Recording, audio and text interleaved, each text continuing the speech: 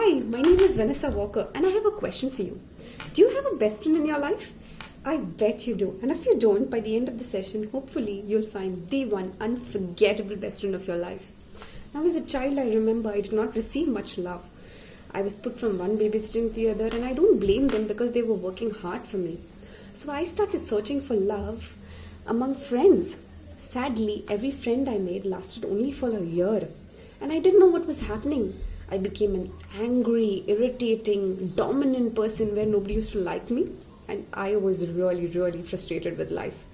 There came a point where I even thought of committing suicide, and I just wanted to end. I wrote a note that I'm going to die, that's it, of my life. Suddenly, one day, somebody came knocking at my door, and that person said, Vanessa, there's a retreat coming up. I think you should try that out. It's your resort where you could get out of problems. And I was like, you are right, probably that's the last resort I have so that I could get out of my problems. I took some courage, I went for the retreat. First day, nothing happened. Second day, nothing happened. Third day, a priest came, he put his hand on me, and I fell. And boom, everything changed. I was wondering what is happening to me. There was so much of love and there was so much of joy and there was so much of excitement inside of me that I was wondering, this is unbelievable and supernatural and humanly impossible. I came back, people started observing me that I was a changed person, and they were wondering what was wrong with me because I had so much of joy and peace in me that they were like, are you crazy? What is wrong with you? Now, the criteria of love was filled, but there were a lot of questions in my head. What am I supposed to do with my life? What about my career? What is the purpose of my life? What about my marriage? And I'm a restless person. I need an answer for everything. So I started attending prayer meetings, and a preacher casually said, prayer is the answer to every question you have. I was like, prayer? Prayer? I remember prayer being really, really boring. During my childhood, I used to hide myself somewhere so that I do not attend prayer meetings. I used to give some excuses or even try and sleep during that prayer time, saying that, no, not prayer. I bet you must have also felt the same. So I was like, prayer, probably it could be interesting. Let's research about it. So I started researching about it, and every research I made said just one thing. Prayer is a two-way conversation. Now, what does this two-way conversation mean? Remember I asked you, do you have a best friend? Do you make somebody a best friend on the very first day? No, right? You meet that person and probably you talk to that person, and it takes months or even a year to make somebody. And when that person clicks with yours and you get to know that that person is there for you at any cost, at any situation, will stand with you, that's when you know, okay, fine, he or she is my best friend. Now, I knew that, if I have to pray, I have to make God my best friend, because without that, how will I get my answers? And I can give you an example of Abraham.